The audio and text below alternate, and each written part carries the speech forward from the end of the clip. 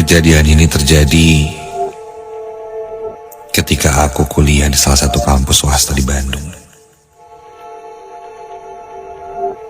Setelah pendaftaran yang diterima, langkah selanjutnya saat itu adalah mencari kosan yang dekat kampus.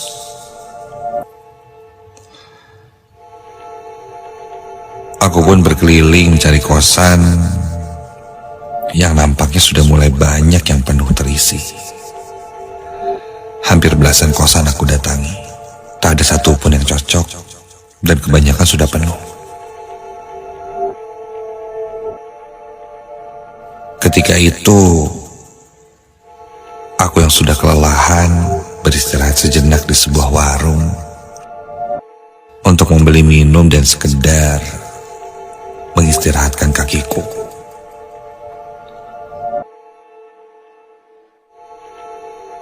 Di sana aku bertanya kepada ibu penjaga warung, apakah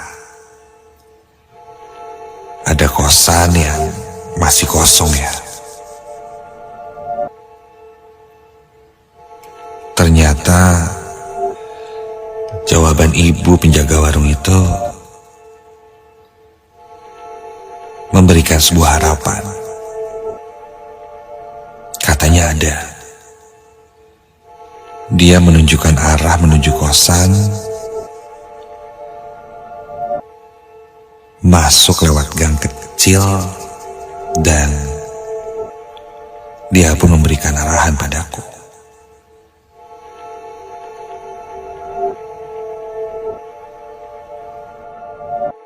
Aku langsung mengikuti arahan dari ibu penjaga warung itu. Masuk ke gang kecil, berjalan ke kiri, dan benar saja ada kos-kosan di sana.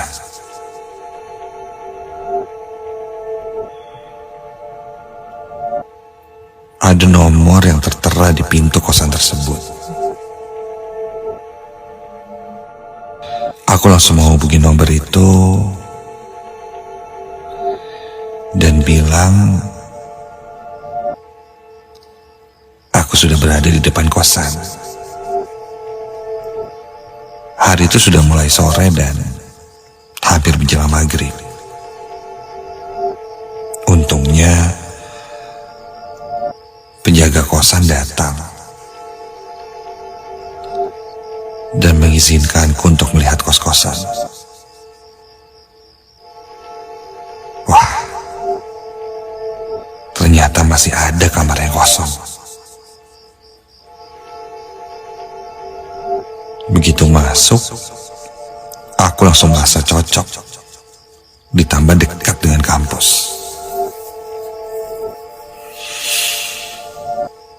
Saat itu juga aku membayar DP untuk kos-kosan dan langsung mengiyakan untuk tinggal di kosan itu. Kamarnya pun lumayan. Cukuplah untuk anak kosan sepertiku. Singkat cerita, aku mulai pindah ke kos itu. Aku menempati lantai 2 dan mulai membereskan barang-barang lainnya. Aku mulai menata tempat tidur, lemari, barang-barang, hingga tak terasa waktu sudah sore dan aku lupa belum makan sejak siang tadi. Perutku mulai menjerit saat itu. Kelaparan. Aku meninggalkan sejenak barang-barang, lalu bergegas berjalan ke depan gang untuk mencari makanan yang bisa dimakan.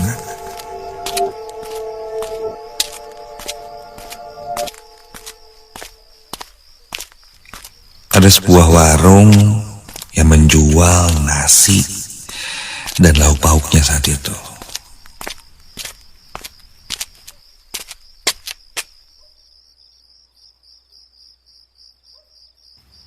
Aku makan di sana, dan sang pemilik warung bertanya padaku, "Anak baru ya? Ngekos di mana?" Aku menjawabnya, "Iya, saya pindahan dari Bogor, Bu. Kebetulan saya ngekos di kosan yang di dalam gang tuh dekat belokan." Lalu ibu penjaga warung itu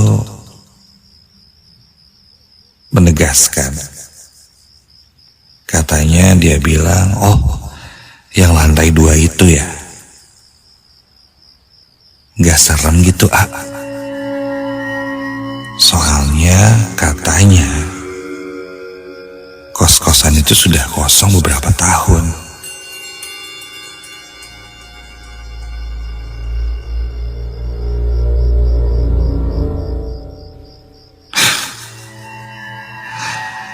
Ya, mungkin ini hal-hal standar ketika ada penghuni kosan baru di sekitar sana. Pasti diceritakan hal-hal seram. Nah, aku lantas menjawab, "Iya, Bu, yang lantai 2. Enggak, kok gak serem, Bu. Saya lebih takut, atau lebih serem ya, kiriman uang dari orang tua telat, Bu." Oke, Bu, jadi berapa semua?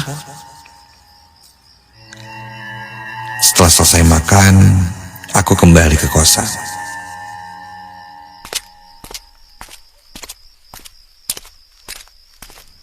Di kosan itu ada beberapa orang yang tinggal juga. Kulihat ada beberapa orang yang ada di kamar kosannya dan melakukan aktivitasnya. Sebagai penghuni kosan baru, aku pun berkenalan. Ada Kang Benny dari kampus sebelah, ada juga Bang Andre yang baru pulang kerja. Dan kami pun ngobrol. Benny bilang kalau aku bukan satu-satunya penghuni baru di sana. Ada juga adik tingkat dia yang satu kampus tapi belum datang karena masa libur. Tenang dong. Semuanya ramah dan gak ada serem-seremnya.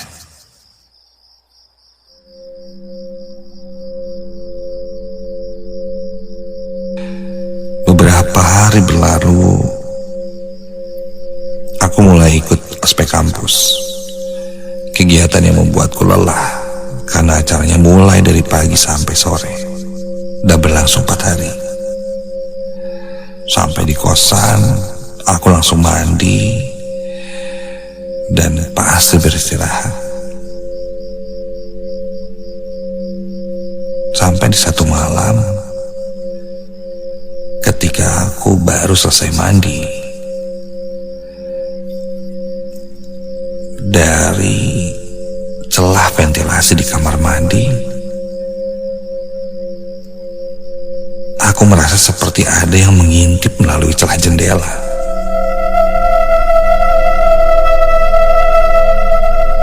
Iya,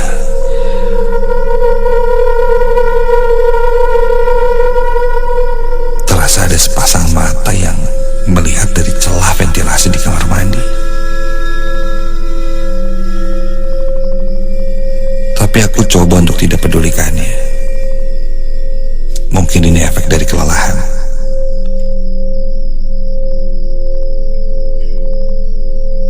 Lanjut setelah itu, aku merebahkan diriku di atas tempat tidur. Badanku sudah pegal dan lelah semuanya. Baru beberapa saat ku pejamkan mataku.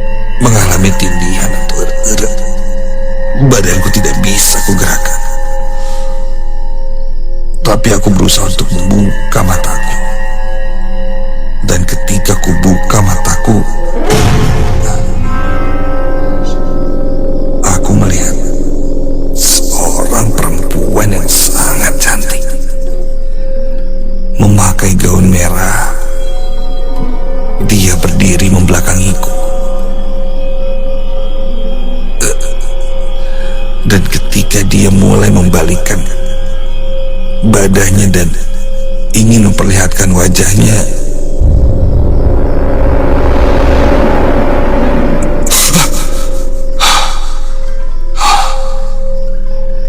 Belum sempat kulihat wajahnya, aku sudah terbangun.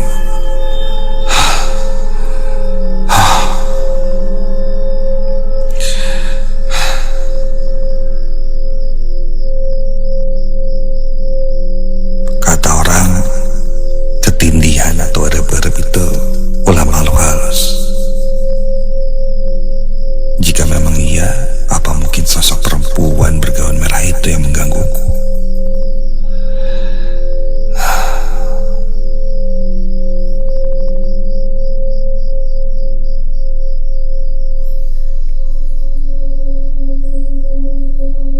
Siangnya aku ketemu dengan Abeni dan aku bilang,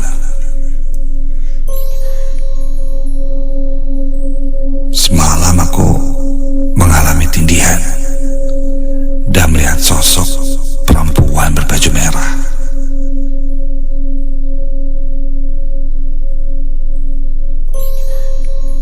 Abeni lalu bilang, iya, katanya sosok penunggu di sini perempuan memakai gaun merah. Karena Abeni pernah melihatnya. Awalnya wajahnya cantik katanya.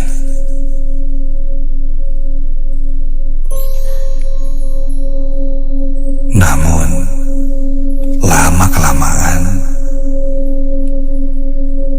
berubah menjadi menyeramkan. Mendengar ceritaku, Abeni tersenyum. Lalu Abeni bilang Bang Andre pun pernah mengalaminya.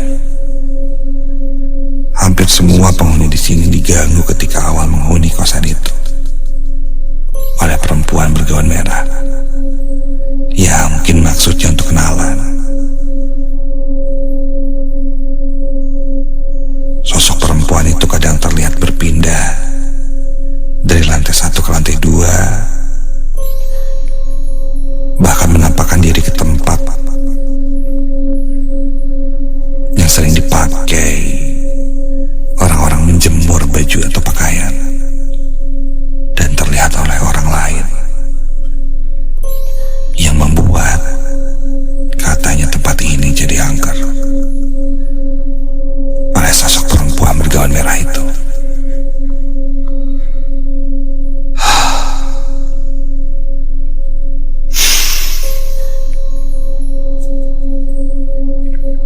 Abeni semakin bercerita hal-hal yang lain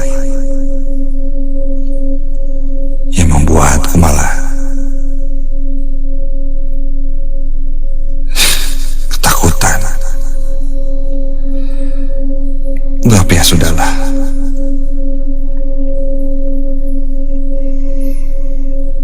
Aku tidak terlalu peduli.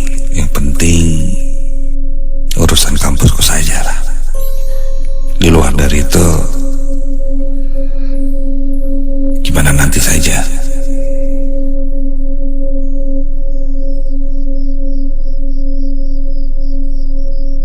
Singkat cerita, sampailah aku di hari Kamis saat itu, malam Jumat. Kebetulan Abeni dan Bang Andre sedang tidak ada di kosan. Suasana kosan ketika aku datang dari kampus gelap. Sepertinya sejak sore tidak ada yang menyalakan lampu. Lampu lorong, bahkan lampu depan kosan itu. Aneh. Awalnya kupikir mati lampu, ternyata tidak. Kunyalakan semua lampu dan lorong di kosan itu.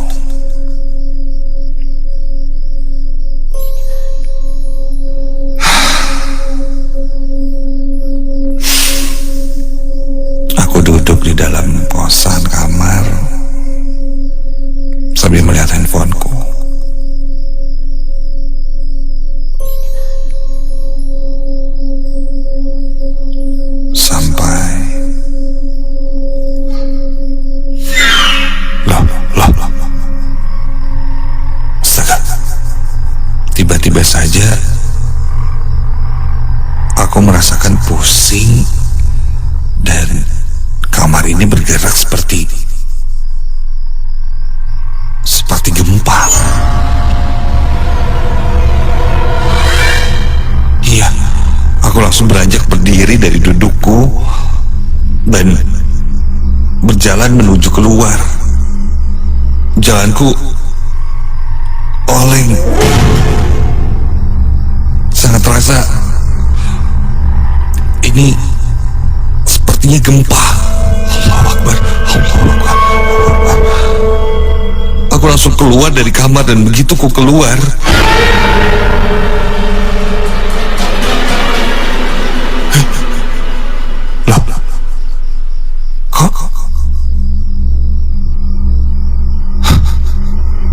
rasa guncangan itu tidak ada. Yang kupikir gempa ternyata tidak. Hanya berasa di dalam kamarku saja.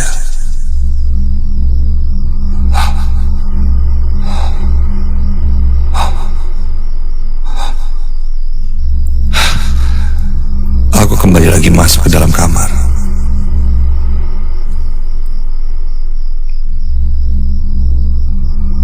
Dan ketika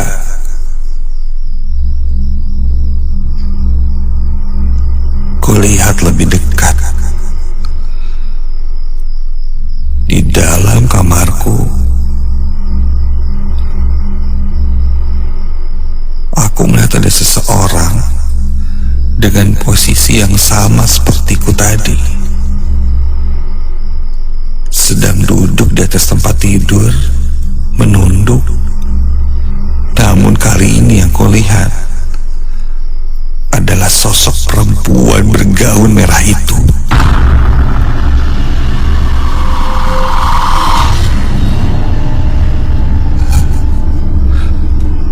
Rambutnya panjang terurai hingga ke lantai. Jelas memakai gaun yang warna merah.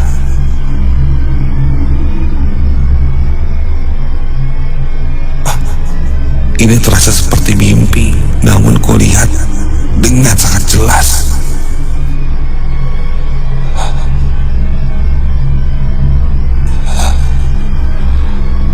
Ketika itu aku memberanikan diri untuk bilang, saya di sini cuma buat kuliah, gak ada maksud ganggu. Kamu jangan ganggu saya. Ketika ku bilang seperti itu, tiba-tiba, astaga, perempuan itu langsung menengadahkan kepalanya dan melihat ke arahku. Dia tersenyum menyeringai dengan wajahnya yang hancur. Iya, seluruh wajahnya hancur, berdarah, dan matanya bahkan melotot membelalak hampir keluar. Senyumnya yang menyeringai sambil diiringi suara cekikikan yang menyeramkan.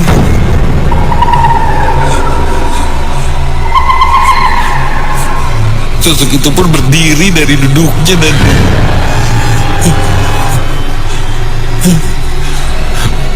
tangannya mulai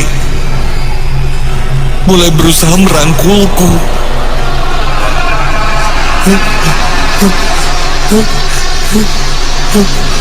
Buru-buru aku langsung lari keluar dari kamar kosan,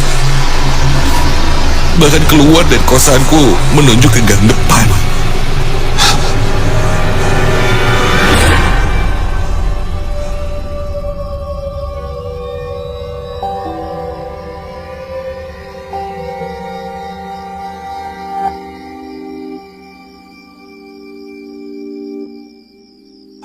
Aku berhenti sebentar di warung untuk menenangkan diriku. Sang penjaga warung bilang, penghuni kosan baru ya, Sep. Pasti baru diganggu. Cewek baju merah ya. Aku hanya duduk diam dan mengangguk Seakan-akan hal itu sudah selalu terjadi dan biasa terjadi pada penghuni kosan baru. Karena aku sangat trauma melihat wajah perempuan itu, aku pun memutuskan untuk pindah dari kosanku itu. Entah siapa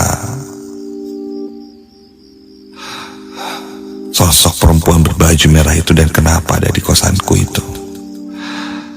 Aku tidak mau tahu, yang jelas yang aku tahu kosan itu